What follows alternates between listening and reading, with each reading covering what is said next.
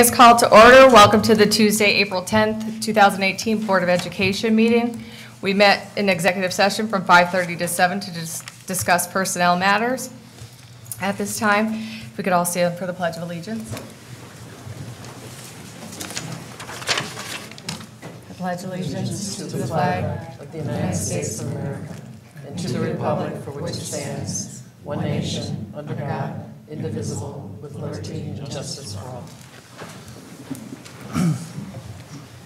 Introductions. Dave Hurst. Michael Cooper. Holly Dellenbaugh. Charmaine Widgesinger. Jody Monroe. Christine Beck. Lynn Hart. Meredith Moriarty. Jonathan Fishbein. And Judy Pinto. Can I get a motion to approve the minutes of the March 21st, 2018 Board of Education meeting? So moved. Second. Any discussion? All in favor? Aye. Any opposed? Any abstention? Motion carries. Do we have a representative from the Student Senate? Come on up, state your name.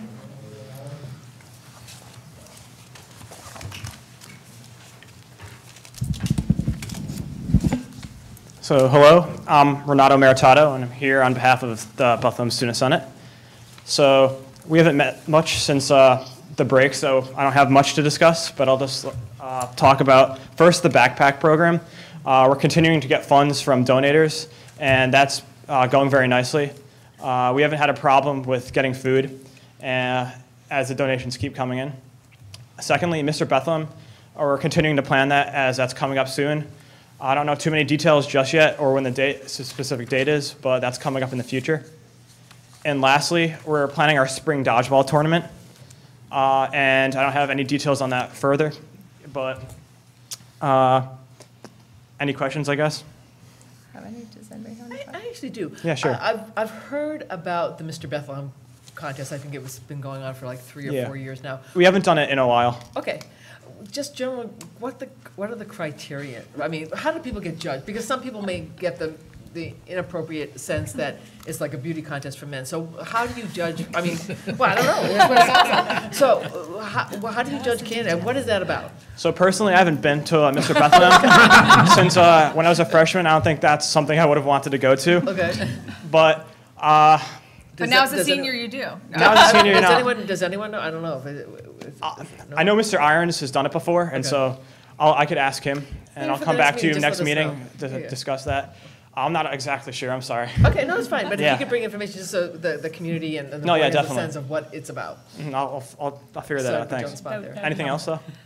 No, that's it. Thank you very much. All right. Have a good one, guys.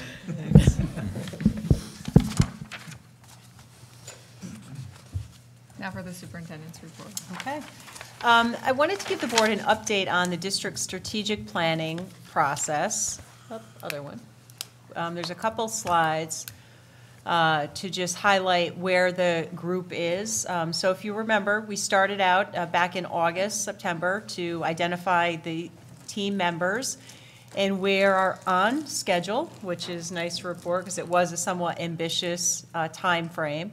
Up until this point, we've met several times. We had large input from community, staff, and students on a survey tool that we use to help guide some of our work.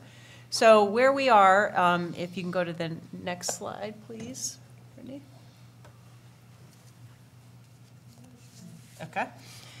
So the committee has come up with 4 core values based on the feedback, and the reason they bringing it to the board this evening is the group wanted some feedback on your thoughts if you like some of this thinking, and then we also drafted some mission statements which are in the next slide. So we came up with the pursuit of excellence in 4 core areas of academics, character, wellness, in the community, and those were terms that seem to be prevalent in a lot of the feedback that we had received. And from this, we would like to basically take those and find a way to highlight what does that mean in pursuing excellence in those 4 particular areas.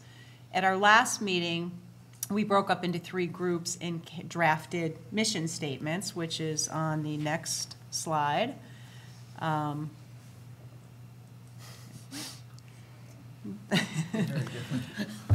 So I'll give you just a second to read those 3 draft statements, and then if you could provide any feedback or thoughts you have to bring back to the committee for our next scheduled meeting, which is in May. It would be helpful. And Charmaine and Holly have we been were there. participating. We were in different groups. So, I I don't will know say. if we should tell which group we Yeah, went to. yeah. I will give credit to Ray for one of them, but he was in my group. But I also, to just give people context, we came, the mission statements were shared at the end of like an hour-and-a-half meeting.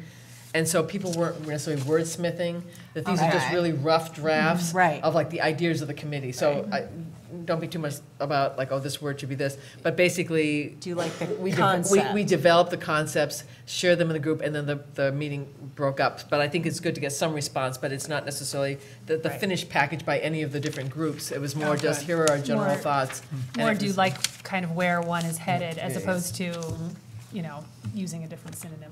Yeah, yep. I particularly like where B is headed. I'm not comfortable with, it says, is an inclusive as opposed to seeks to, or something like that. And I understand you weren't wordsmithing, but I do like where that's headed, in part because of the passionate lifelong learners, which is something that in this day and age where the generation that is graduating now and that has graduated over the last several years, they are going to be changing jobs. Not like some of us who are fortunate to have a single job for a lifetime. They're going to be changing jobs, and you have to be a lifetime learner in order to do that effectively. I also like the idea of mastery and excellence. And the excellence, pursuit of excellence, I think, is sort of the same as pursuit of mastery. And so I like where the core values that you identified are headed. And also just add in terms of the process with the mission statements, we were looking for something that was on the shorter side. We weren't looking for a mission statement that was 6 or 7 sentences long. Right, and we thought that goals and other things could flow from the overall mission, you know, so.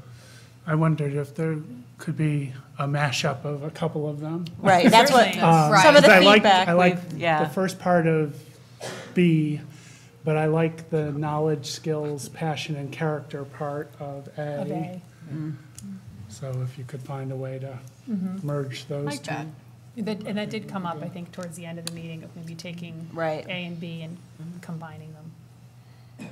I want to thank all of the committee groups for working on this. It came out with 3 good products, and even if it's not finalized and there's some wordsmithing to do or combining to do, they got a lot accomplished, I think, with those 3 statements. So it's great to see that we're making progress in the right direction. And the one thing with C was that the bullet points make it easy to remember. So we want to, I think, keep in mind when we're making our mission statement, we want it to be something that could be easily remembered and that can be incorporated in all the schools across the district. So we can have one That's true. one That's true. mission statement, just to keep that in mind. But thank you to everybody who worked on it. Okay. Well, thanks for the feedback. I think it's been a very good process. We've had some good meetings and productive meetings, and, you know, we're at this point now, so that's a good, I think it's great. yeah. Yeah, and I think a lot of credit goes to the committee, but also the preparation work that Joellen does and Jody does ahead of time, so that we come, we're ready to go, we've been prepared. So I just want to give a shout out to the people who are doing a lot of the work Yes. behind the scenes. Okay. I also wanted to give an update on our Odyssey of the Mind teams. We had 5 Bethlehem teams compete in the state tournament this past Saturday. They faced off against other top teams. In addition to the Creativity Award, which was presented to the Hamagrail 5th grade team, BC teams also earned 3rd, 4th, 5th, 6th, and 9th in the competition. The Creativity Award from Hamagrail will be going to the Worlds next month at Iowa State University. And the team was comprised of students Jonah Koplik, Emmett Kaufman, Ela Jerabek, Kate Dellenbaugh, so Holly said she. Congratulations, Mom. Anderson Lee and Kathleen Connolly. So congratulations Excellent. to all the teams. I know if any of you have participated or watched Odyssey of the Mind, it is a lot of preparation and a lot of work, and probably takes up many rooms in people's households with all of the props. But congratulations to all of them, and thanks to all the parents who I know donate a lot of time to prepping for those competitions. Jody, I have a question. How do they get to Worlds? Well, they can get there in different ways. Well, the reason, let me tell you why I'm asking. You mean, how do they physically get there? Well, no, there was, there's something called Nextdoor. It's a neighborhood group of email that people join, and they ask for, I asked for a carpet cleaner, I got one, really good one. But someone was asking to borrow or a van for the props to get there. And it got me thinking of, okay, how is this being done? Is there liability to the school? Should we be, Take a school bus? a school bus? Look, I realize that may be ridiculous, but it may not be, I don't know. Yeah. I'm raising it because it raised a question in my mind as Right. to, So the Odyssey, it's somewhat of a unique program. We do fund the registration and some of the fees associated with getting the team started, because it's run through BOCES. So we get billed from BOCES for the number of teams that we have. But it's a parent-run process, so aside from us helping to fund it, we don't have appointed people running Odyssey of the Mind, which in that case, it would be a little bit different. In the past, when we have had teams who have gone to Worlds, we have helped to offset the cost of the registration because they are our students who are going, so we've helped contribute to that. But in regards to travel arrangement and things, the parents typically take care of that, and because it's not a district-appointed necessarily position, it makes that a little easier. When we have district-appointed teams and advisors who are participating in competition, we have to be a little more cautious with that, so we have them either take our transportation, a coach bus, if, depending on distance. We have a team who's taking Amtrak to go down to a competition in the city in the next couple of weeks but we have to have a little more oversight with that. Yeah. Do they represent themselves, for example, as the Hammer Grail Odyssey of the Mind team? Because I know with track, they could not, when they went to nationals, they could not say they were Bethlehem Central School District. It was Bethlehem Track Club, because it was not a school sanctioned event. Each team it's sort of a bi-level designation. So you're first from Bethlehem Central Right. School District, and then from your specific school. So they're Hammergrail Elementary School Okay. from Bethlehem Central Okay. School District. Interesting. Yeah. That might be something to check out. Yeah. That you're referring to with track, I think, was more of an issue with that particular competition than it was from the school end of it, Okay. I think, but Okay. if I recall, but Okay. I could be wrong. That's my report. Now for the Board of Education report. I'll just follow up on that by saying that I was in Binghamton, which is where they hold the state tournament. And the kids, again, as with the regional tournament, did a fabulous job. And it was so fun to watch all of their hard work. And, all of the parents, but especially the coaches, are tremendous. I think it would be great if some of the coaches that are heavily involved, I know Hammergrail has a really strong program at Odyssey of the Mind. It's not really prevalent at some of the other elementary schools, and I think you need to have parents who know what they're doing and know what it is. I don't really truly know what the program is or pertains to. I would love it if maybe we could have some of those parents who are experienced with it come talk to other schools to kind of spread the message about the program and what it entails, both for the students and the parents. Maybe through the PTAs. PTAs can invite, perhaps. Yeah, and I will say, at least back in the olden days when I was coaching, BOCES did a very good job of bringing in the coaches and training them on how you coordinate a team and and what's involved, so That's that you're great, not but going if the out parents blind. don't even know It exists. it exists, or don't Right. even know what the, pros and cons are of starting it, it would be great if we could just have kind of a casual conversation, spread it to some of the other schools where it's not really prevalent. Sure. I think there have been teams on all the There- elementary yeah. schools. Oh, absolutely, you know, but if you know, it's not there but- right but then- now. right, like, People don't know exactly, about it, you know, they- correct. Right. I did want to ask if you could tell us what your group went and won actually on and what that What the entailed. problem was about? Yes, what area, what was their focus? and- They did, so there's 5 long-term problems that you can choose from. And it's something that the kids work on a solution to the problem from pretty much September, October, all the way through the competition at the end of February. And theirs was what's referred to as the vehicle problem. So they had to build, and entirely on their own, it's all by the kids, they're not allowed to have any outside assistance.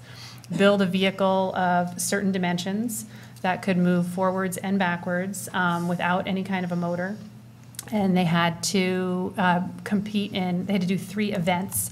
They had to do track, they had to go between some cones that they had to design and create themselves. They had to do curling with a sweeper and a curling stone that they had created themselves. And then they had to do a jousting piece. Wow. And so they have to design their costumes and the props and in a script to come up with a skit to go along with the whole thing. Very nice. So, And what was their spontaneous problem they had to solve? Do you know? well, it's a secret, I forgot that. so I don't know. They're not allowed to tell. How did they get the car moving, out of curiosity? What did they use? They used, they had pieces of plywood that they nailed together, or drilled together, and they had caster wheels in the front and the back, and then old bicycle tires off of a bicycle that they put on the sides, and so they used their manual power in the middle to get it going, forwards and backwards. I should send you a video. Yes. We actually should show a video, so Well, that's great. it's great. Go to Congratulations. Super. Does anybody else have anything? I have a couple of things. Sure. One is on April 26th, the CAPSPA meeting, which is the Capital District School Board Association, I'm not sure if I got all the letters, Lynn, is hosting a training on lesbian, gay, bisexual, transgender, and they use Q, which I believe is the questioning students.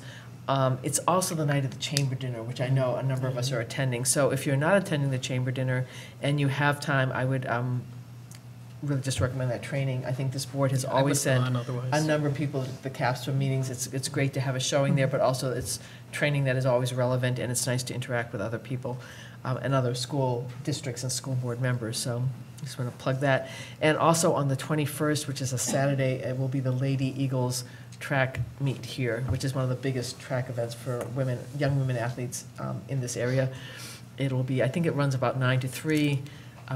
Multiple teams, some teams that come as far away as really right outside of our district. There's trophies, there's a lot of food, I'm running concessions, but it's also something to behold when you see all those buses pulling in, and there's quite a number of, hundreds of athletes will be participating, so. What's the date of that again? The 21st, Saturday the 21st, Lady Well, Eagles. hopefully winter will be over. Yes, I know, yeah, Lady Eagles Hopefully. Invitational, so put a plug for that. Of course, I think since our last meeting was the play and the musical, and certainly that was, you know, was spectacular. It was great, including your daughter. But it She's right there. did a great job. I mean, it was, It was a great experience for the kids. It was nice. It's great to be involved with it. Last Friday, I went to NYSBA's superintendent evaluation seminar. And although I have not been too favorable about some of their programs in the past, Lynn, I have to say, this was an excellent program. They did a very nice job. And I brought back some good materials, which I will share. Great. Anybody else? All right, next up is Judy Kehoe, giving us our Chief Business and Financial Officer, giving us our budget overview. Actually, I do have one other thing, I'm sorry. We received a Or not. letter, sorry, we received a letter, we only got this in executive session, about the Office of Civil Rights case processing manual about rescinding protections for transgendered students. I don't know anything about this, it was brought to our attention by, I believe, a parent. If we could just find out what's happening at the federal level. I don't know if they're asking us to do anything in particular, but was not aware of any rescinding of federal protections. I don't know if I anyone think knows. there's a lot of, going on with the OCR, Office of Civil Rights, and certainly the National School Boards has been very involved Okay. with them, and also, state school boards too, Okay. so. If they have a statement or any updates, it'd be helpful to know what's going on. There's a lot coming out of the Department of Education that New York, probably is questionable anyhow, and Okay. I think it mentions the secretary in the letter. in New York DeVos. State, all of the schools were reminded not long ago between the state ed department and the office, the controller. They had come out with a joint letter, I don't know, a year or two Year ago, ago, yeah. about what New York schools are Required. supposed to be following. Expecting. And so the New York guidance has not changed, Okay. even with any of the federal things that are going on or changes. New York has remained the same. Okay, great, thank you. Yeah, I think the Dignity for All Students Act really covers Covers us. it. Right. Yeah. Thank you. All right, Judy.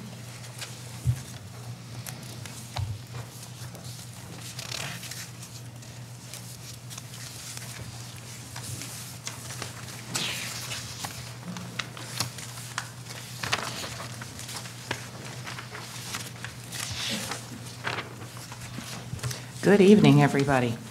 Tonight's the night. We will be adopting the budget following discussion. It seems like it's been many months of review. We've certainly covered a lot of ground as we've gone through it. It's really been our chance to make sure that we have a funding framework to support all of the goals and plans for the district for the coming year. As we started this process, we were a long way away, to the tune of about $3.3 million away from having a balanced budget. Our mission is to make sure that our expenditures are fully funded by the different sources of money that we have, and I think we will get there tonight after we review the various options. Since we last met, the state adopted its budget. They were on time, and the aid runs came out to us fairly quickly following the adoption. And we were very pleased to see that based on the budget, there's an extra $161,000 above and beyond the $70,000 that had been coming to us based on those initial aid runs when the budget was announced. So that will help us close the gap on our budget going forward. Of course, the other revenue piece that will be decided this evening is the amount of the tax levy and any other funding sources to bring us to a balanced budget. So when we left off at our meeting on March 21st and had heard the planned changes to the budget for both the instructional program and for special ed and student services, we had dropped our expenditures down to just below $98.9 million. And our revenue stood at just below $97.1 million. So that $3.3 million gap that we started was dropped down to $1.8 million. What also happened between the last meeting and now is that we had our reconciliation with OCM BOCES, which is the consortium that the district participates in for its purchase of electricity and propane. And based on that, we realized that we had been too conservative in our initial baseline estimates for utility costs. And we are going to recommend that we reduce that initial number by $100,000. When I started with the district about 9 years ago, I think our total utility budget was around $1.2 million. There's been a lot of work that has gone into this over the last few years, where we've improved energy efficiencies. We started participating in this OCM BOCES consortium. There's been a lot of work done to make sure that we get the best value possible for electricity and other fuels. We have, in fact, come in under budget the last few years with those actual charges. We're projecting that the $936,000 that we budgeted for the 17-18 school year will also come in about $140,000 below budget. Based on that information, and again, looking at this reconciliation, we're very comfortable recommending that we drop that utility line item to $848,000 in the coming year. So what that will do is, instead of the $42,000 reduction that O&M had initially included in their baseline proposal, that will go up to $142,000 as a reduction from one year to the next. Can you go back and forth between the 7 and 6 slide, the one right after, before that one? So you're reducing the baseline to 100. By 100. By one, yeah, right, by 100,000. So you get the 146 because on the subsequent slide, so you, advance the slide, the 146, The 142? 142. okay, 142, okay, So that's just the change from the current So- year's budget right, to the revised estimate for 18-19. okay. There had already been a Got it. $42,000 Okay. decrease. So they're bumping that up from 42 We're to in- 140? yes. Okay, got it.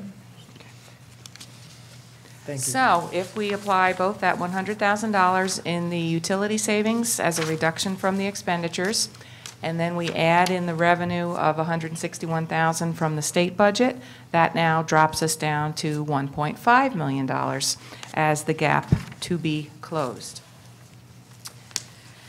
Before we get into the recommended choices, I wanted to just take a few moments and do a very quick recap of what those changes were that had been presented for the instructional program. We really didn't have much in the way of requested additions or even changes from many of the areas. Everything that is going in as a change for this budget next year is coming from instructional and special ed. So some of the reductions, as had been covered at the last meeting, are from attrition. In some instances, we were moving positions from one level to another, or from the special ed program into the general ed program. It was mostly in position changes, FTE changes, but we also, for instance, had $30,000 as a recommended addition for the science kits at the elementary level. That net increase was only $40,000 for the elementary schools. In the middle school, the reductions in FTE were all adjustments based on reductions in enrollment at those levels that we were able to reduce the FTE. For those listed subject areas, the increase in the Grow Aids, that's a program that helps students become better organized with homework and collecting assignments and getting things done. That is a reclassification from the special ed budget into the general ed program at the middle school. And then some additional noon hour aid support, which is really to help improve safety and oversight for the kids during lunch and recess. I just want to go back to the prior slide for a minute. The reading teacher, that's an additional FTE that we're adding a reading teacher to. That's a reclassification. The position is currently, has been special ed, but because of the decreased number of special education students at the elementary, that position has been actually doing reading last year and this year. Thank you. Yep. Moving on to the high school, similarly, there were some FTE reductions, portions of a full-time, mostly 2.2 to 0.4, reductions based on needed sizes within the sections, a reduction in our networking materials in the second year of the Cisco networking class, and then an enhancement to the mathematics department with one additional teacher there. net reduction of $85,000 in the baseline budget. Judy, do we assume step 5 for the teacher, math teacher? 3. To come up, Step 3. 3, the 75,000 is what? Step 3. Okay, step yeah, 3. plus fringes. Okay, I Yeah. couldn't remember. Okay, thank you. And that we rely on the laws of averages. It will vary from one to the other Sure. depending on, but that number has worked well for us. Miscellaneous additions, we have proposed to add the late bus runs back on Fridays so that the middle school and high school students can have the ability to stay after school, either for a club or an activity or for extra help as may be required. They had been able to stay after currently, but they'd have to find their own way home. So providing this one day of busing is something that we would like to be able to do. And then athletics was one of the small ads early on. That was because of the field work that is going to be done as part of the capital bond. We needed to rent fields elsewhere so that the play could continue. What is PDP Premier? PDP Premier is, So Go that's the ahead. software we use to track our professional development hours. And the software that we use for teacher evaluations has a similar piece embedded within it at no additional cost. So rather than having 2 softwares, it'll be down to 1. so there's a lot of review and fine tuning that goes on within all of the budget lines just to make sure that we're belt tightening as much as possible. In special ed, the largest change was a $200,000 addition, which essentially is a service buffer. We had, as we had discussed, some large increases in our Cap Region BOCES program fees. And with those increases, there really wasn't much of a buffer within that line item. And this is the one area where there are regular changes throughout the year. And those changes can add up if you need to increase the level of supports for a student. So rather than be caught short, we were recommending that we add that $200,000 in to support that program. The reduction in the speech teacher and then in the 3 special ed teachers, again, one of those is not to be refilled based on the needs based on students that we have. And then 2 of the positions are going into the general ed program. And the 2 aides that are shown as a reduction are what are going into the middle school to support the GROW program. So a simple reclassification. One is going into the reading program. Okay. The other one is going back to the classroom. Okay. And one we're losing. Right, one is attrition. So- And, excuse me just a Yeah. minute. The speech teacher was from the high school, or? Right, there's a retirement, so there would be no impact, but there would be a reduction in the high school speech, or a combination, depending upon where kids fall. Obviously, it's, once annual reviews are done, Kathy and her staff would make that determination where people might go.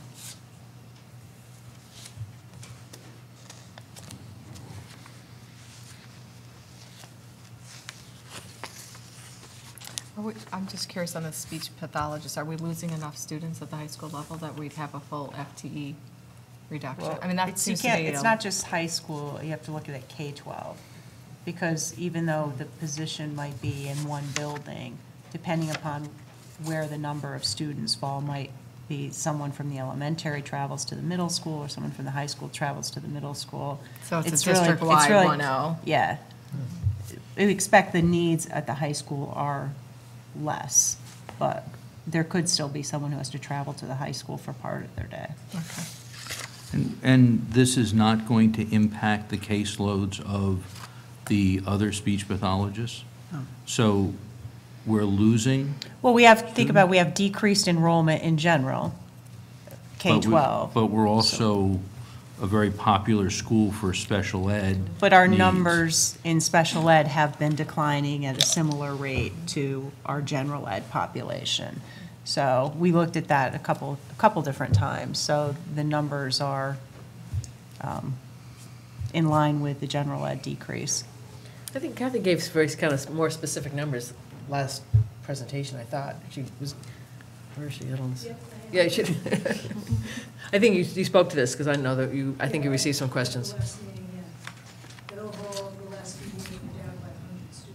Right. And if you speak to board members in other districts, they'll say the same thing, that people move there because of their special ed services.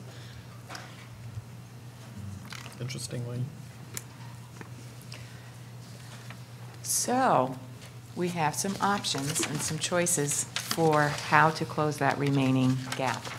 We did want to take a moment to just reinforce that message that for years, coming out of course, the recession and beyond, the years where we had the gap elimination adjustments, tightening our belt is not something that is foreign to us at all. We routinely have all of our supervisors and principals looking at their budgets to identify things that they can identify as a cost reduction for us. We also make sure that we don't have a use it or lose it practice. So essentially, if a department decides they don't need to spend something, they simply don't spend it, and they have the peace of mind knowing that we're not going to come to them in the following year and say we're taking back that money because you didn't use it in this year, therefore you don't need it going forward. So we think that helps keep the requests very reasonable when they come to us from the different buildings and levels. Additionally, there were many other items that were requested when we met as an administrative council and looked at what was desired. We had about $650,000 of additional items that we did not even request and put into the budget in this year. Why? Because we knew that it was going to be a more difficult budget year than what we had experienced last year and the year before that. So we have other good ideas for things that we would like to do to improve the program, but we recognize that these things would have to wait until a subsequent year. I just have a question about the STEM coaching. I don't know, Dave, is that for teachers? Can you speak to that? So this was for the elementary level, K-5, to support the teachers in integrating STEM into the overall curriculum. I would imagine some of that is still going on. Well, not necessarily that program, but between like science cabinets and the supervisors, there is. Certainly. This was more helping teachers integrate STEM activities, rather than having sort of science always be a standalone course or math always being a standalone, coaching teachers to use more of an integrated approach where, a more interdisciplinary approach to STEM. I would encourage you to put that back up next year. Or is it possible to have a part of, PDP, part of professional development program?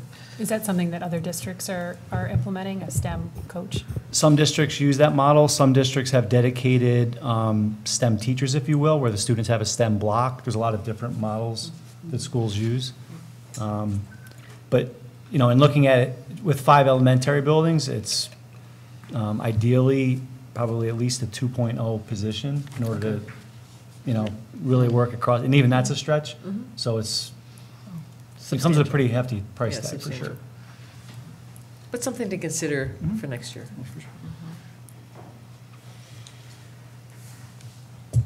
This slide recaps what we've seen for actual adopted budgets over the last few years. 2012-13 was the very first year when the tax cap rules were in effect, and that was the only year that the board had approved, and the community also voted to approve a levy increase that was above that tax cap. That would have required a 60% or more vote, and as you can see, it was just under 63% that particular budget had passed. Every year since then, for those 5 years, we've had 4 out of the 5 years where the tax levy that was adopted was in fact below the tax cap, and there was only 1 year where it was at the tax cap in 15-16. In the last 3 years, that levy increase has been less than 1%. And again, that's what we needed at the time. That was taking into account the amount of state aid that had come into the district. You can see that the budget-to-budget increase, the amount that was approved to be spent from 1 year to the next, which is in the budget-to-budget column, also has been fairly restrained. I think if you saw any fluctuations, it was typically driven by fringe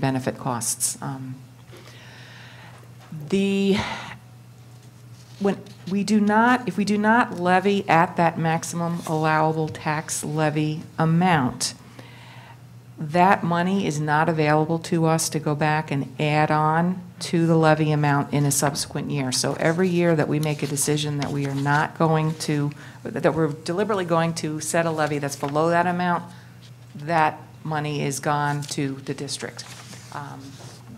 So that's also a factor to take into account if you go below the levy amount. This year, the levy amount, the maximum allowable levy is 3.95%, and I think we had covered very early on that there was no way that we would recommend that kind of an increase. Even though we could do that, we thought that was too much, especially in light of our recent budget history. But remember that we had a number of factors that caused that to be a little bit higher. One was the inflation factor. The actual CPI was 2.13%. And by statute, we're limited to no more than 2%. So 2% of the increase was from that. We also had the tax base growth factor, which is the measure of growth within the community on property values or property that's been constructed, and that was about 0.7%. And then the balance, just over 1%, was from the capital exemption, and that was due to a change in the debt levels relative to the building aid that we were getting. The building aid dropped off this year, and it will be going up again in later years. But again, that was why that number was a little bit higher going into this budget season.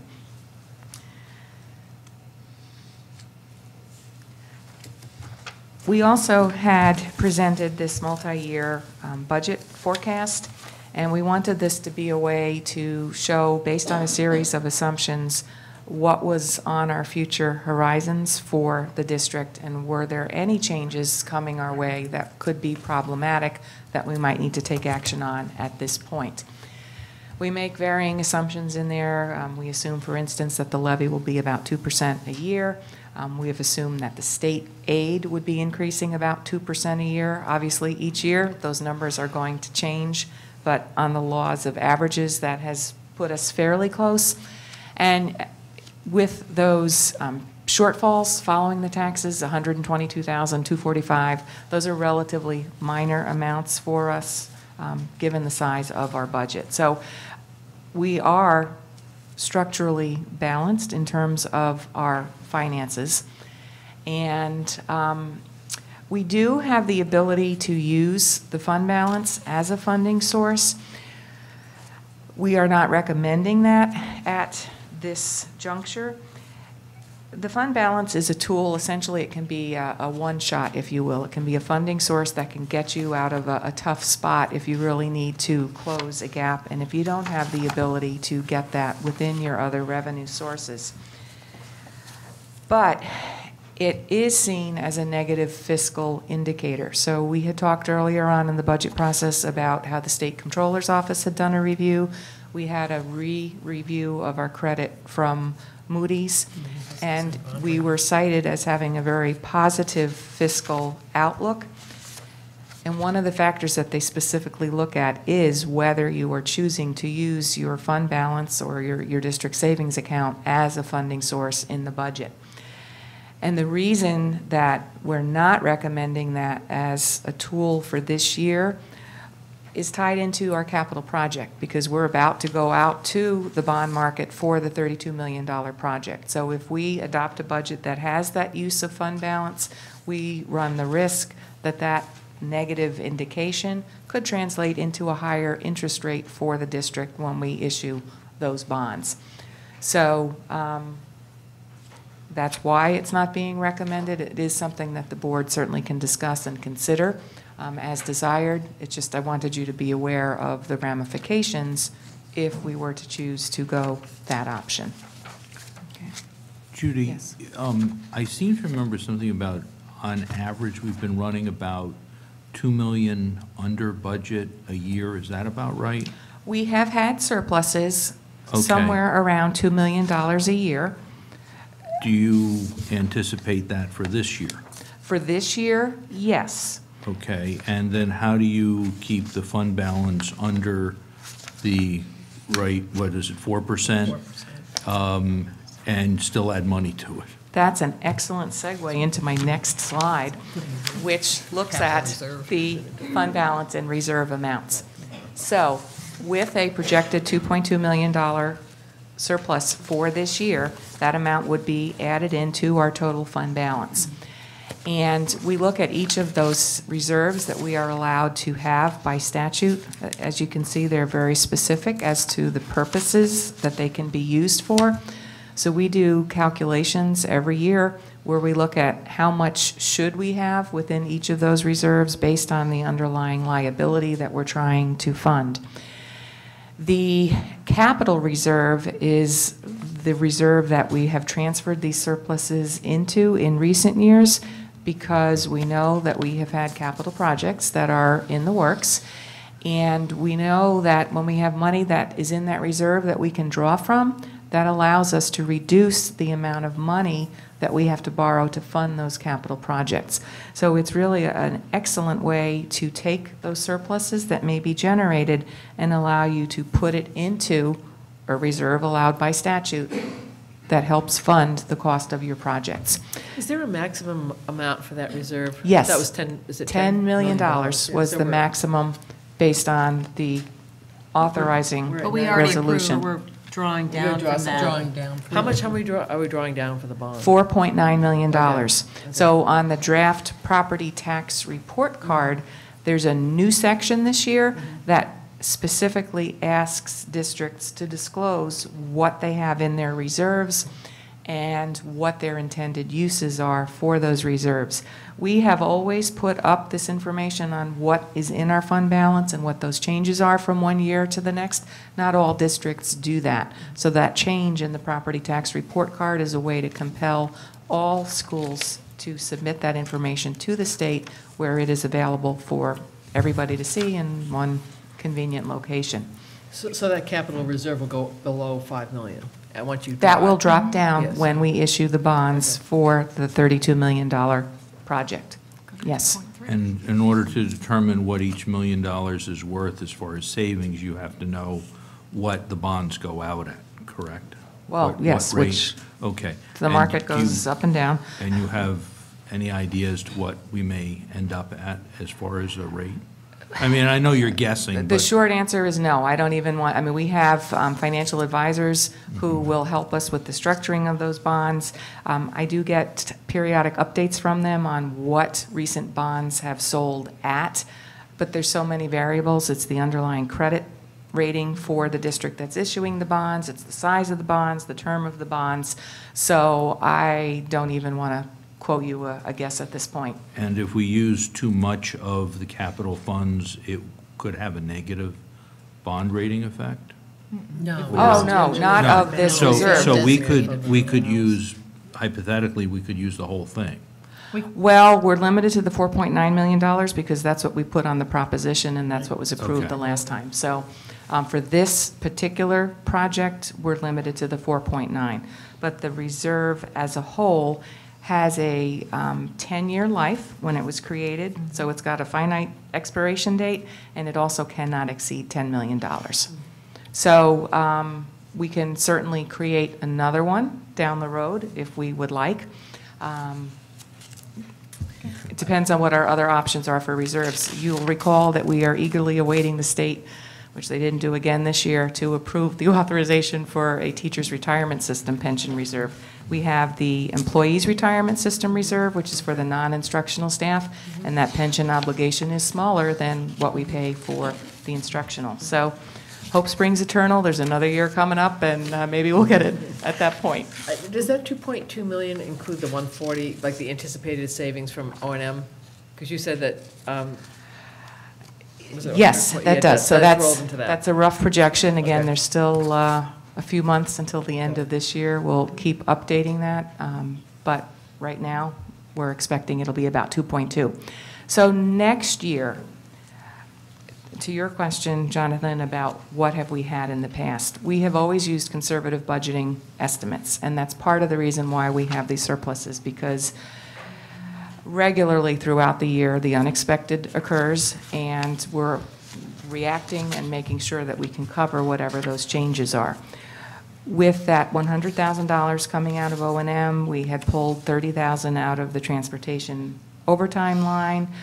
We had pulled some more money out of health insurance, $400,000 at one of our earlier meetings.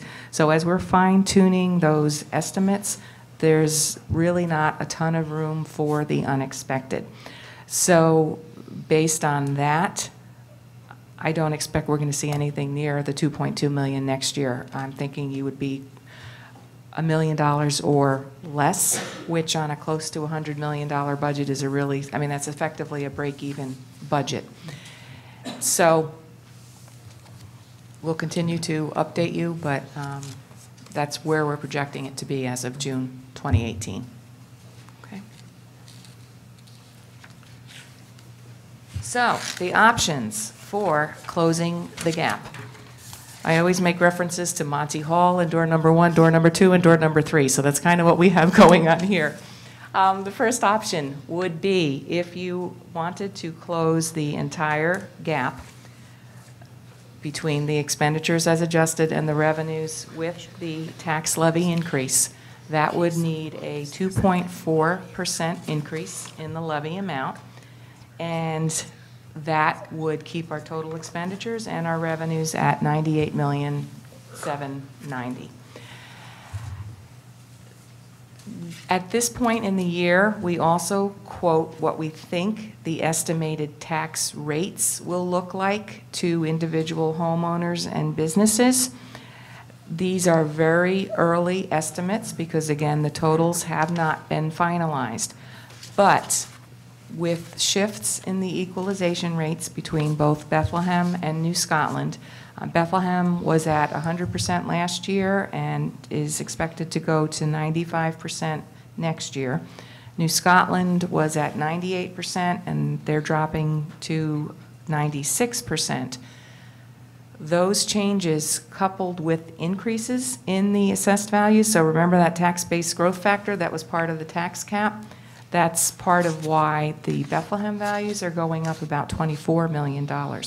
So when you have more dollars within the tax base, those are more parcels that will share in the funding of that levy. So the district would not receive any more than that 2.4% additional money, but it would result in a tax rate increase of about 1.78% for Bethlehem residents, and New Scotland residents, largely because of that shift in the equalization rates between the two towns, would see a reduction in their rate of about 1.29% with option 1. Can I ask you a question on option 2? Why is Bethlehem and New Scotland, their tax rate impacts so close to each other, where option 1 and option 3, there's a negative? Oh, it's a negative. It's going down. Negative. That helps me out. Thank you. Yeah. It's not as close. I should have It's put late. those numbers in red, huh, for a decrease. Yeah. And as you go through these options, could you give us a sense of what that means in terms of dollar amount for like a assessed value of a sample home? Could you do that? Yes, I could. I mean, you can go through all 3 options, but I mean, people watching this could, probably think, well, what does it mean? Like, how much is my bill going to go up or go down? So.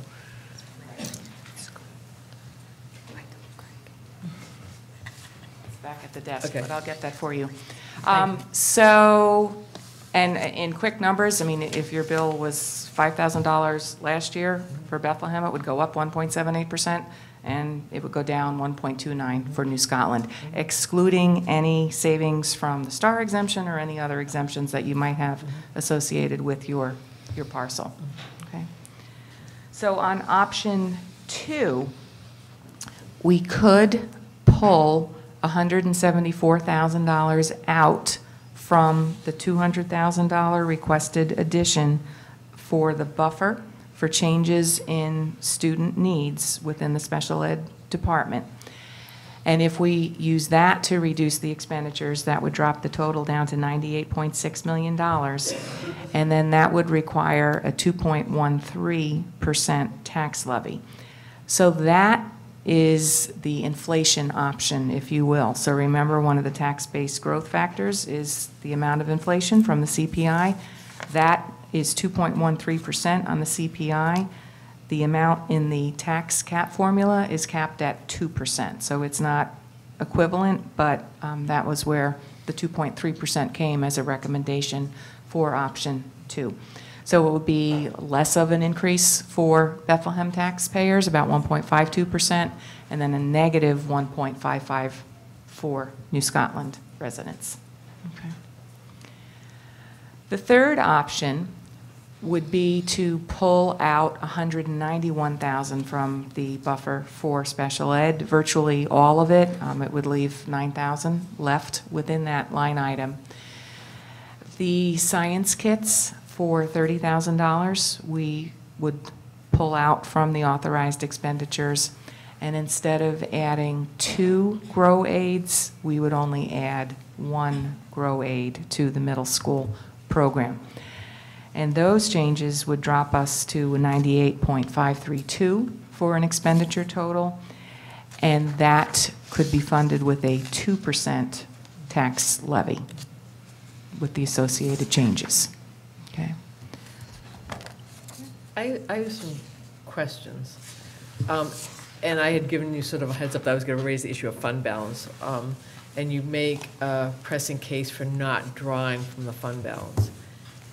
Is there a way to can you go back to that slide where it talks how much of a surplus we're expecting, to use part of that $2.2 million either this year to secure, for example, supply, I think Laura Bierman actually raised this years ago, to buy things that are currently in the budget for next year, supplies and all the rest, to generate savings that could go towards maintaining the amount, lowering the tax rate, a levy, whatever it is, but maintaining the special ed services? Or is there a way to use that some part of that 2.2 million without putting it in the undesignated fund balance and then saying that we're drawing down from it to cover some of those expenses? Do you understand what I'm saying? There Legally, is yes. some ability to shift from one year to the next. So, part of the way that we control the amount that goes into that undesignated is we're looking at those projections. So if, for some reason, we looked at that 2.2 and said, oops, we're going to be a little bit higher, we're going to be $2,250,000, we might want to say, you know what, that's going to be a little bit too high. Let's look at that 50,000 and see if we can spend something now that will allow us to avoid that cost next year. So you can do it, but it's typically for smaller amounts. You get into some potential audit issues depending on what it is that you're buying. You have limitations on whether it's equipment or whether it's supplies. So to some extent, it's possible, but When that came up a few years ago also, a lot of what was, it was to offset some of the reductions.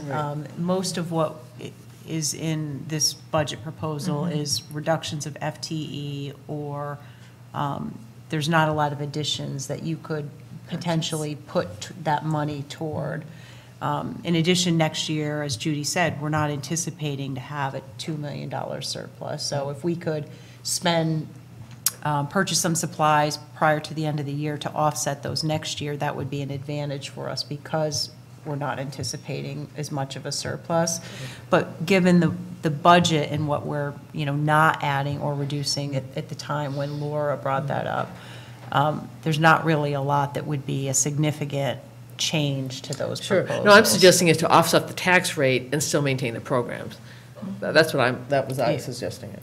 And to lower get to for example, option number 2 in terms of 2.13 levy, but maintain without cutting less from the special ed budget. Yeah, the problem with the special ed budget is that's BOCES, and it's a buffer, yeah. No, I know. Yeah.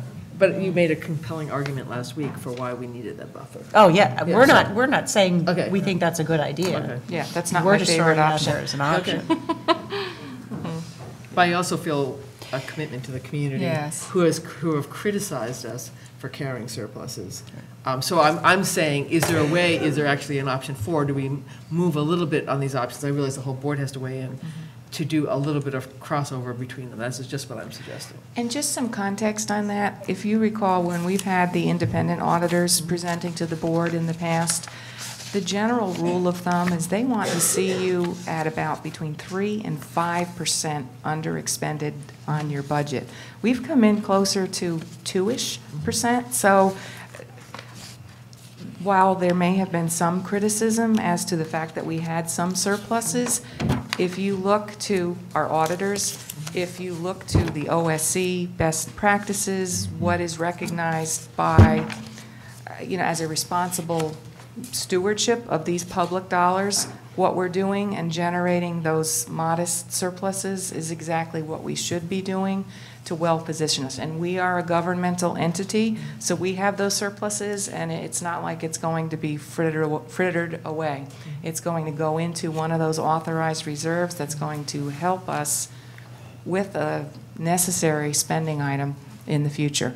So, whether it's paying, funding a tax certiorari that gets settled or a large workers' comp claim, the money is all used for a very valid public purpose. Okay. Are we giving any thought to addressing what the governor has proposed about having setting up a donation fund where people could donate to a fund and get a credit on their taxes? It hasn't gone into law yet, but it's something that may, by the time we come around to actually paying taxes. You And donate to the school? it would basically be a fund that the school would set up, and the last time I read a draft, it was you would get a 85% credit. Up to whatever you- 95. It's up to 95, okay. 95% credit of everything you donated against your taxes, which would be a way to offset the fact that you can't deduct. Right. And that 95% just happens to coincide with your risk of an IRS audit if you do that. Until we And I get. think the IRS hasn't given an official opinion on Right, that, so we until may we not be able to do that. receive a little more information about how that would work, we can't really anticipate that. Certainly if that, was approved and it was an option, we would look at how we might do that, but I'm not sure when that's going to happen. I would feel better letting the dust settle on that one before we officially approve that. There's a lot of moving parts with that relative to tax impacts. So I would hate to set something up and then have it create issues for I'm residents. not suggesting we set it up, I just want to make sure that we're at least thinking about it, should it come to fruition, and should it be something that might benefit the community. I am avidly reading up on it, and I will report back as I have more. It's all on the news feeds from the Association of School Business Officials, New York State School Board Association, so we will hear much more about this in the coming months. Judy, could you I believe Charmaine had asked earlier, talk a little bit about the actual dollar amounts that we're talking about here, how this would affect an average homeowner? Yes. I thought it was on something.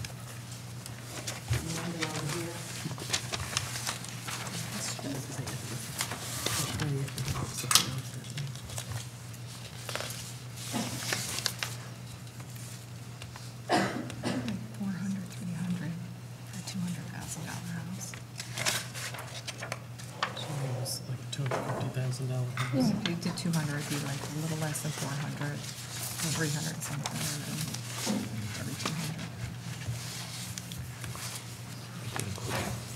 And Scotland goes down, so.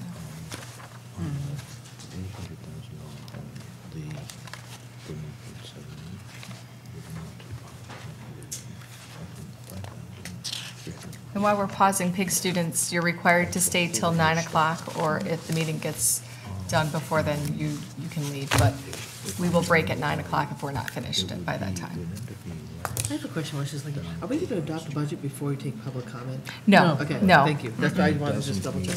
We'll go through the finance action items, Yeah. and then we will have a discussion, and then we'll Got it, adopt the thanks. budget. But people can comment right after we finish this. Yes. Yeah, that's what I wanted to know. Thanks. That wouldn't surprise me.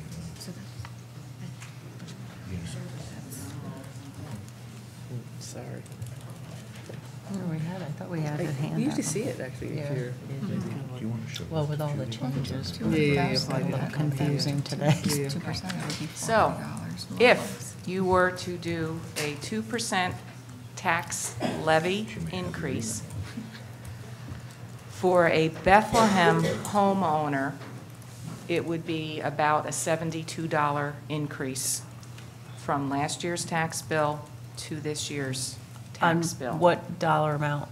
That is with the 2% option, so that's using the estimated tax rate. You mean like a What 200? What house, What what house? type, what The value value of house? the Oh, I'm house. sorry, $250,000 house.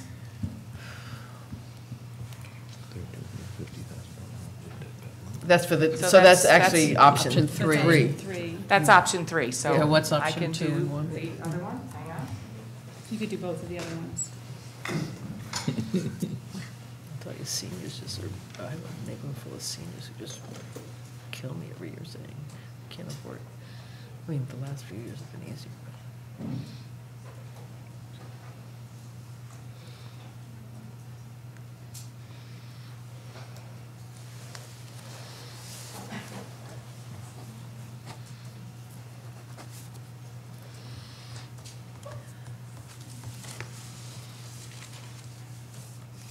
So option 2 must be like 80-something. Yeah. High. And the other ones, like, you can kind of do the math. Come on, Dave. I'm gonna make a mess. 85, this could be 100. No, this is gonna be more. This is gonna be like 100 and.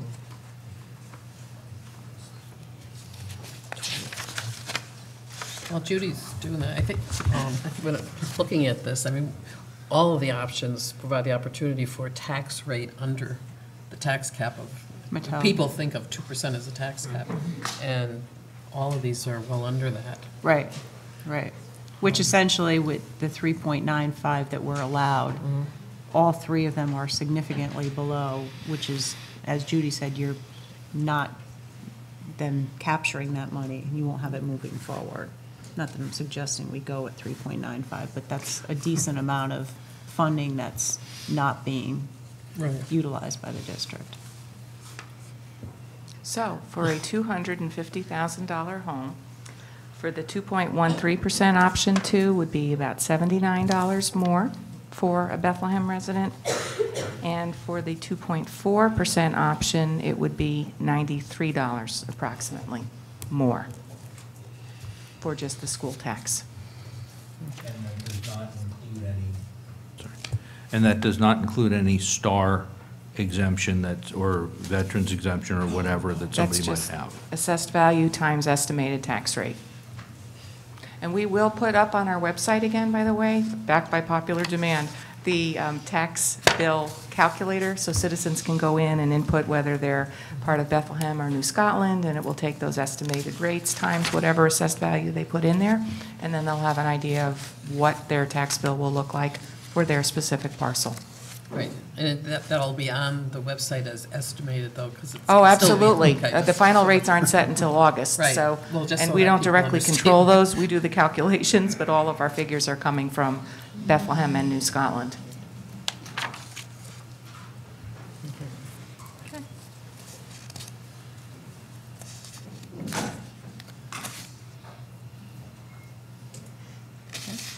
Any other questions on that? or-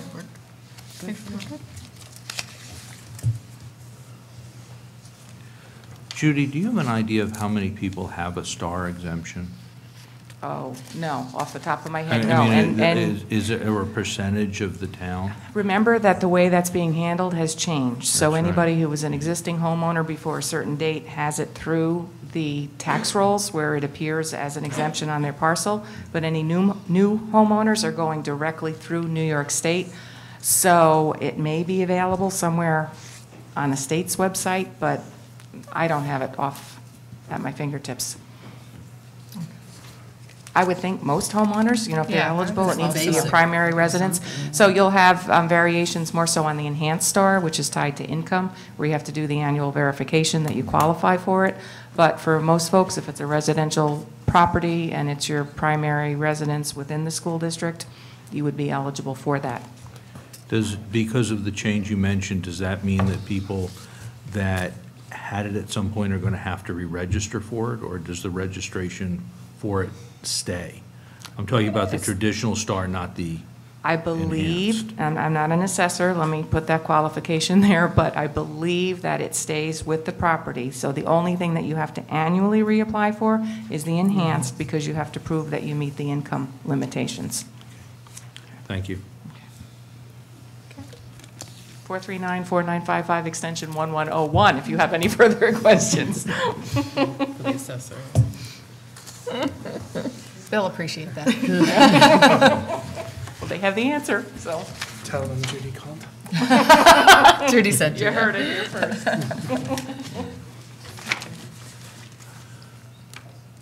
And so, other than this decision on what you're comfortable with, the rest of the slides are just the recap of the other propositions that are going to be on there, so I can go through that if you want, or, yes, Jody? You want to go through it and then Oh, yeah. invite public? Oh, well, just we to were go gonna- through the rest of that? Sure, we were going to do the discussion, though, after the visitors come up and. Yeah. So do you want to go through the rest of the Yeah, slides? let's right? do the rest Sure, of it. yeah. Okay. So these were just quick recaps of what those totals look like. So these adjusted budget totals for options 1, 2, and 3 are what is appearing on the slide here that lists what the 3 options are. Those dollar totals correspond to what's on these slides. So it's just additional detail. You can see the levy amount, option 1 at 2.4 is $1.543 million in additional revenue to the district. At the 2.13%, it generates $1,369,000. And then lastly, at 2%, generates $1.285 million in tax levy. The capital outlay that is included within the budget is $100,000, and that will go for replacing the air compressor out in the transportation department. And if the budget passes, this is automatically approved, then it goes through as like a mini capital project with the state. And then a separate proposition that you'll see on the ballot is the replacement of 15 school buses, 6 large, 3 Suburbans, and 6 small buses. Again, because it's a capital expenditure, we are required to get approval from the public, but this will not change any of the totals as presented within the 18-19 budget. And then, lastly, we'll have 2 seats up on the board, since both Lynn and Charmaine will not be running again for their seats on the board. So nominating petitions are still out, and those are due back by April 16th at 5 o'clock. And the candidate forum will be occurring on May 1st, where you can come out to the high school cafeteria and hear what the candidates have to say about school matters. And then the public hearing on the budget will be on the 2nd of May, with the vote on the 15th, coming right up. Judy, how many petitions were taken out? 4.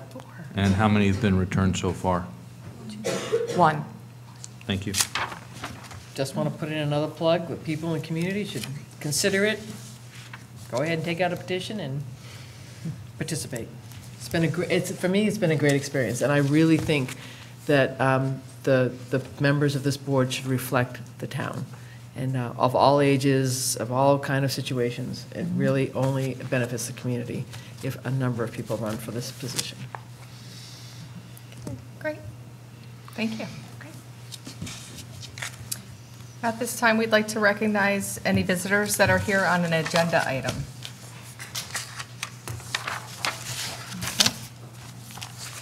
Item number 8, fine. That included this budget for today, and the Right. budget that we're going to adopt tonight. Yeah. Nobody has Millions any. of dollars. Come on, PIC students, don't you want to ask questions? Come on. We want to get out at 9. Well, they still get out at 9. They still get, right, exactly, at this point. Buy better pencils, I don't know. Okay. There was a time that there would have been many people Yeah. speaking, so. Item number 8, finance. It is recommended that the Board of Education approve the following finance action items 1 through 4. So moved. Second. Any discussion? I have a question. I'm sorry, do you have a question? I was just going to say, there's actually 5. Oh, there is 5, so let's do that There are again. It is recommended that the Board of Education approve the following finance action items 1 through 5. So moved. Second. Okay, any discussion? On number 5, it talks about the transportation trip rates. Did those change from last year? Partially. Okay. So, the rates for the school-based groups are unchanged at $25 an hour for the cost of the driver and $1.50 per mile. For the non-school groups, the hourly labor rate is going up by $1 from $47 up to $48 per hour, but the per mile charge is the same. And we go through these calculations every year. We have a formula where we look at what the costs are. It's true bean counting, but it gets us to make sure that the rates that we're charging are appropriate, and that's what the rationale is for the change on that one labor rate. Thank you. Any other discussion? Just important to thank these Right. donations. I think, the American Legion Auxiliary, the DonorsChoose.org and Stewards. I think that, again, it seems like every meeting we're approving donations from different organizations, and I just think it's wonderful to have that support from the community to do it. We're fortunate in our Yeah, we're very community to get fortunate these that- donors. So really appreciate it, so, yeah, want to mention that. I'm All in sorry. favor? Aye. Any opposition? Any abstention? Motion carries. So now, let's have a discussion on the budget. What are your thoughts? Can start with Mike. What do you think? Well, I'm comfortable going with option one. I don't think decreasing the special ed buffer is in our best interest, and I think it's a very reasonable tax increase. If my math was right, it would be about $7.75 a month for a $250,000 home, which I don't think is, I understand that people are stretched, but, considering all that we provide for our students, I think it's a very reasonable increase to ask the community to support. So I would be in favor of going with option one. Holly? I'm also in favor of option one. I think maintaining that buffer for the special ed is important, given the information that we heard at the presentation about BOCES. And I think also the science kits and the grow aid are also important. I agree. I think option one is reasonable. It's well under the Mattel, and that's where I would land. I could support option one, but I would encourage the board to consider option, it's kind of interesting to poll. I would actually just suggest open discussion and then poll people, but another option is for option two, which lowers the levy increase, but I would recommend that the board shift things, because we approve a levy amount that raises a certain amount of money. Where you all put it, and it's not dedicated to different lines, is if things could be shifted to cover some of that special ed buffer. I think we should maintain it. But could things be shifted to cover that buffer? Well, they are designated to some extent, and Well, they have personnel and to things do like that, budget yes. transfers in order to Right. move from one Well, account to no, another. I mean, there's an amount, and there's a certain amount because of contractual obligation, but we're not saying you have to spend, $2,000 here only for that kind of things. But, so I would also be comfortable, because of the community, to consider option two, but making some adjustments so that the amount for special ed is maintained as much as possible. And I'm not looking at this as a vote, Charmaine. It was an open discussion. I was just going around the table. Okay. From But see, left to my option may change depending on what other people say. Yeah, so if there's a change, we'll talk about What it. shifts are you talking about, Charmaine? Well, so that they could, this amount for the special ed buffer, that I would leave it to the district to say, see if you can come up with money to cover some of that buffer and still make the levy increase at 2.13. But it would need to come from somewhere. Right, they would have the discretion to come up with it. Well, and practically speaking, though, we would take it from the the newly created baseline budget, that 174 would come out of the special ed line. As the year unfolds, if special ed is short, we will have to cover it from someplace else. So as a practical matter, Charmaine, we'll get to what you're recommending, because we would have to pull it from another line, because we cannot in any way exceed the total appropriation amount unless we're back before you and we have one of the qualifying by statute events. Sure, and we've done that in the allows a past. budget modification, but Right. very rarely You know, we've done in the We, past. I having would it say, come back. we, at this point, we don't have, is there time next year if something came up and we'd had to find it? It could be, it's drawn from fund balance, there's a budget transfer. But right now, based on the budget we presented, we don't have $200,000 just to pull from other areas to cover, say, this will cover special ed Okay. buffers, because we reduced a lot of the baseline budget as we went through this process this year, which is why Judy's a little concerned about what we might have is excess. So in other words, the fund balance, your concern is that the fund balance at the end of next Next year. year is going to be perhaps $1 million or less, Well, which, The amount that would be added to it. that would be added to the Right. fund balance, is what I Right. meant. Would be $1 million or less, which puts us in a worse position with auditors and perhaps will affect our bonds. Yeah, it's The a bond very rates. narrow margin. I don't know Well, that we it- wouldn't be putting the excess into the, because we have the, whatever our max amount allowable is right now. That's not changing because we're not touching our fund balance. So any excess would be going to the capital reserve, correct? It w- Most likely. That Yeah, would it be a wouldn't decision go made to- At the time. The fund balance is at max, Jonathan, so we wouldn't be contributing more money to the fund balance or the undesignated funds. It would go to the capital reserve for future projects. Then if But the we- fund balance next year could be reduced if we Correct, had which- to, draw upon it because Which I like several special ed students moved in or whatever.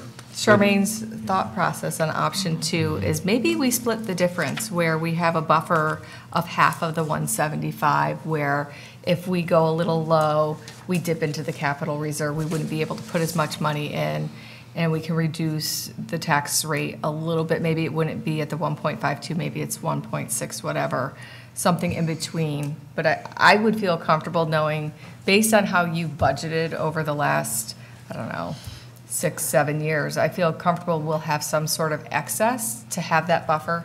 And I think splitting it between the taxpayers and possibly putting money into the capital reserve, and I understand it's not money that we're going to get back, but with the uncertainties of the changes in the taxes, I'm like Charmaine, I want to be cognizant of the increase in the taxes. So that would be my thought on it, just as we're having the discussion on And it. the dollars that Judy pointed out as far as the difference right now as the numbers sit, and we understand they will change.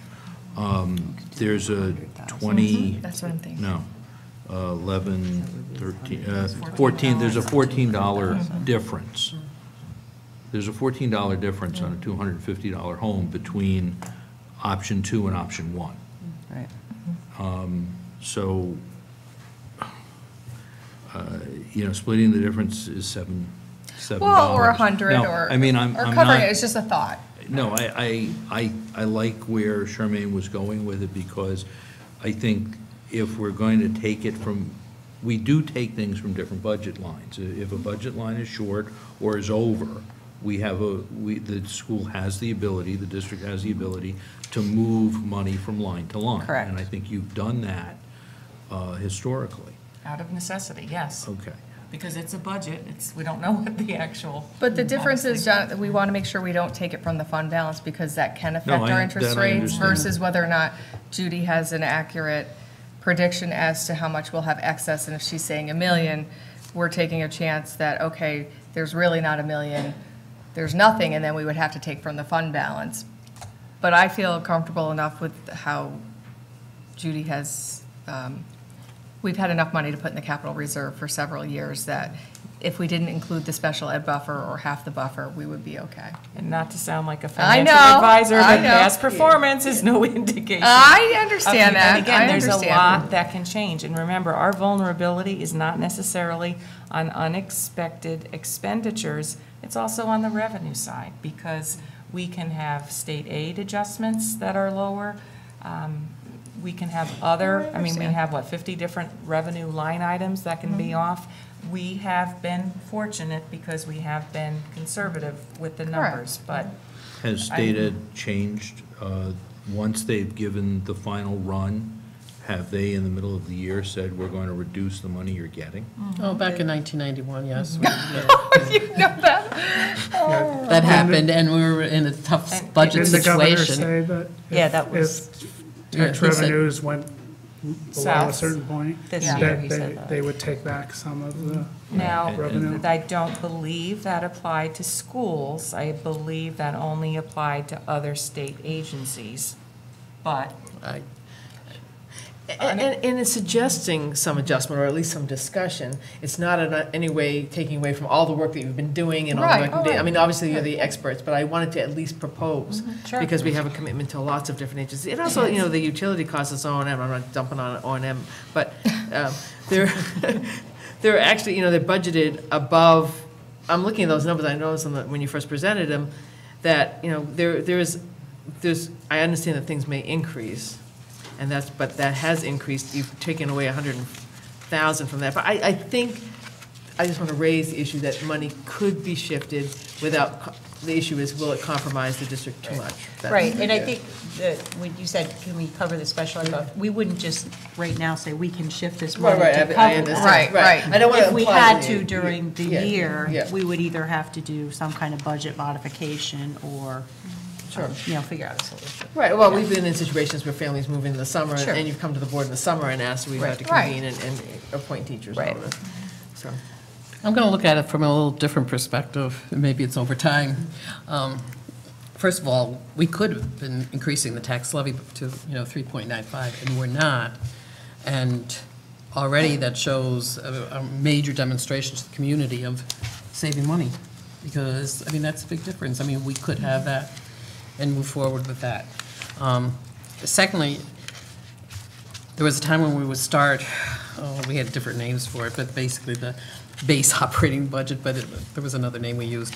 But it was always a starting point, but then everybody was always talking about adding to that, rather than looking at what we were budgeting, and I'm talking more about the administration in that sense.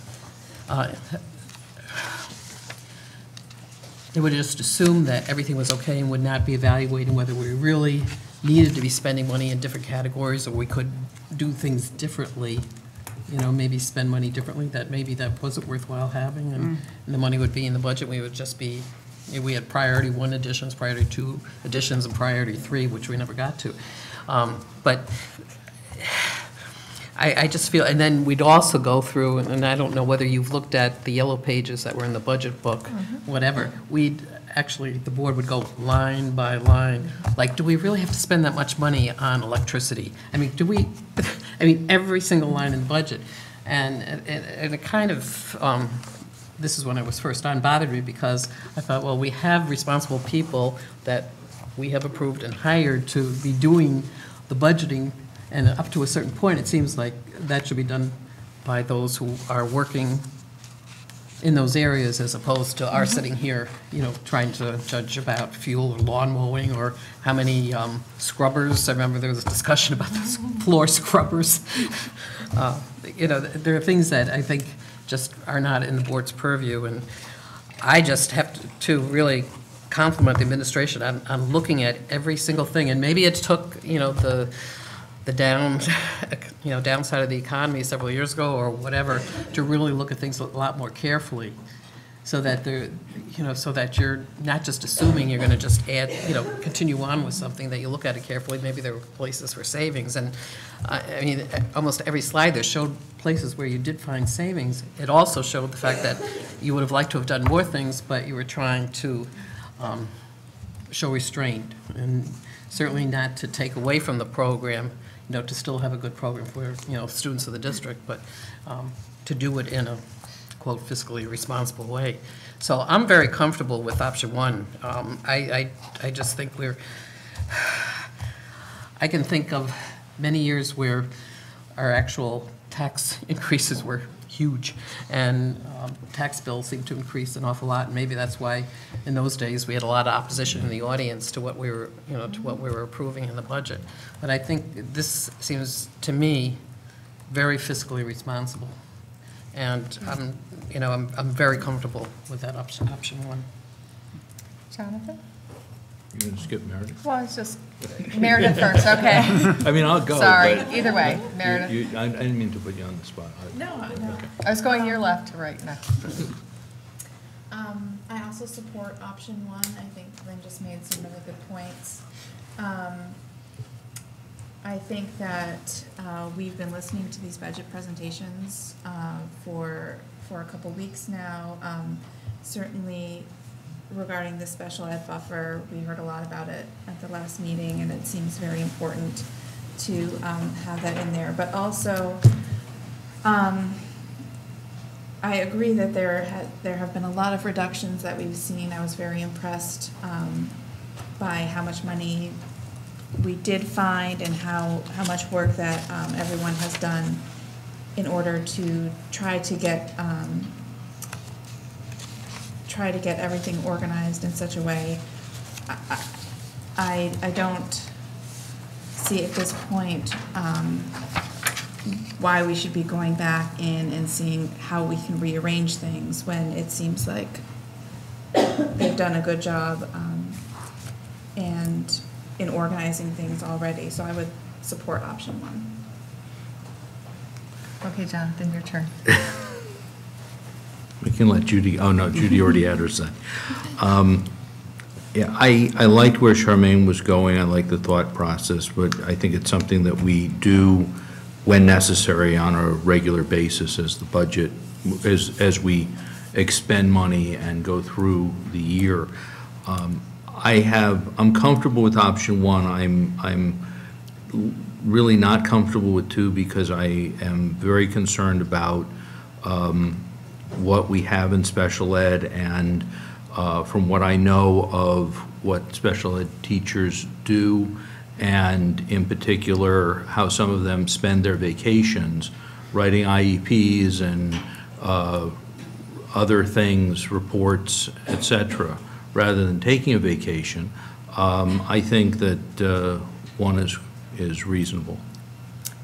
And just to comment, the special ed buffer is because of the changes in the BOCES No, I understand Okay. that, but I would not want to take away from special ed because even if it wasn't BOCES, I mean, BOCES is something because we have to place people there, but if we're not placing them there, they're back in the district, and it's more work for the teachers that, from my experience, are, I think, overworked.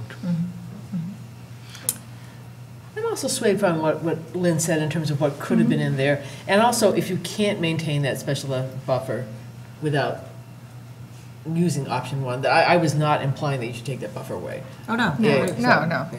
Because you made such a compelling argument on why it should be there. And I would agree with option 1, only because we don't know what the costs from BOCES are going to be. It is a big unknown. It could be more than the buffer that we planned, and it's an unusual year to, we don't know how much money we're actually going to get. I mean, we do, but it could change, probably not. And it might but- not be BOCES. I mean, if you have someone with very special needs. Right. And And need we've an had that. outside placement, yes, we have, outside placements. It might be at BOCES, Yes. but it might be another outside placement that, and, you're talking maybe over $100,000 per student, so you. Right. it Well, can we be very usually expensive, have a so- buffer in there for the special students that come in during the summer months, but I think this year is different because we have the change in costs with BOCES, and it's an unknown, and we'll be able to gauge better next year once we have 1 full year, knowing really what the costs are that they're going to charge us, because we don't really yet know the full details. We have the rates, but we don't have everything in place for all the students yet. Right, that they're going to charge us Right. per student. Right. So I feel comfortable. So it sounds like we're all in agreement that option 1 is the budget that we're going to put out for vote. Okay.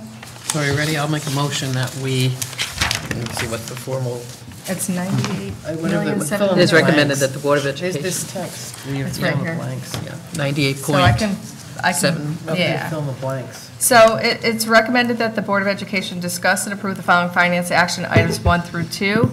Number 1, adopt the school budget for the 2018-19 school year. It is recommended that the Board of Education adopt the 2018-19 spending plan of the Bethlehem Central School District in the amount of $98,790,000 to be presented to the voters at the annual meeting on May 15th, 2018, from 7 a.m. to 9 p.m. at the Bethlehem Central High School. And so can you just confirm that amount? That was That is the amount. correct. Okay, good. I'm just asking, I'm just. Second.